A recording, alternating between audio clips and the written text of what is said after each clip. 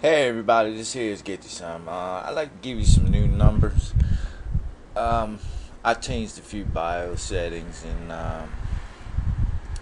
here's the latest test from Prime 95. I was getting 53 on the max temps, but I had a virus scan auto start, I had a disk defragmenter auto start, and as you can see, it's pretty cold outside here in Delaware, so I have to heat up a little bit.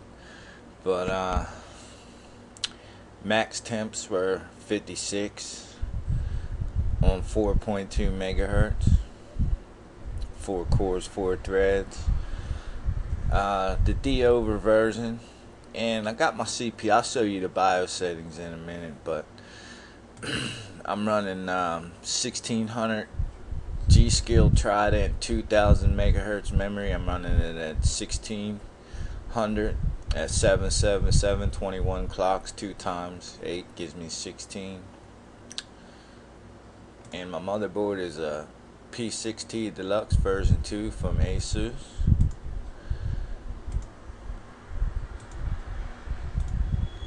Okay, now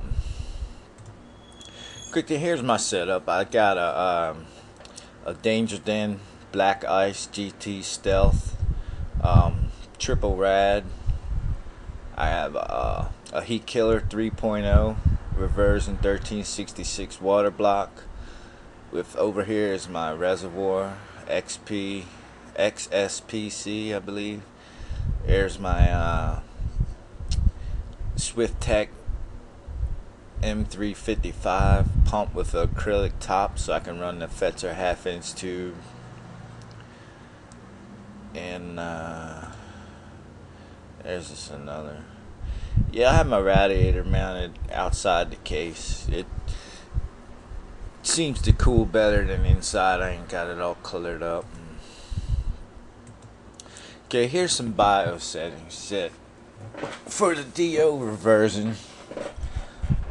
I had to run. I've heard people being able to hit 4 megahertz on 1.25 on the CPU voltage, but I wasn't able to. I kept getting blue screen. As soon as I crank up Prime 95, it blue screen on me. So I stable at 1.3 volts. 21 on the ratio. Disable speed step. My B clock is at 200.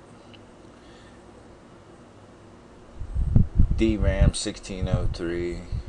Keep these two as low as you can go. Your U clock and your QPI. DRAM timing I'll get to on the next one. And DRAM core voltage. And this, I had it down as low as 1.84. It seems to be alright, like it is. 1.66 on the DRAM bus. Load line calibration auto. CPU differential amplitude 800 MV. Disable your spectrums. And I'm running 77721 2 times on the DRAM timings.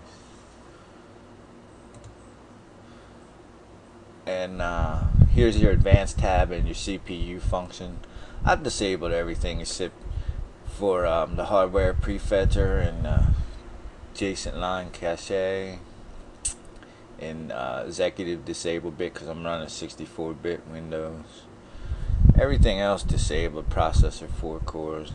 Hyperthreading, it gives me at least 10 degrees Celsius higher in temps when I enable it. And any way you look at it, it's a 4-core processor. So I mean, if you're running games, you get some extra frame rates out of the games, but it's just not worth it to me for the temp increase I'm getting in the performance. But I'll pop them BIOS numbers up there for you again. That's pretty much left everything else on auto.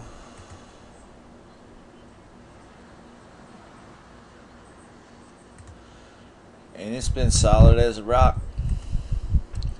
I ran Intel's burn test, which to me is a better. It gives more of a torture test than Prime 95, but you know, it does crank it up. It runs it at 100% for a longer period of time. So, and it's passed. I haven't had any issues.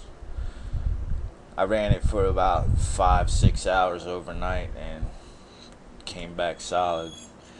Did mem test 86 version 4 on the RAM timings, and everything came back great.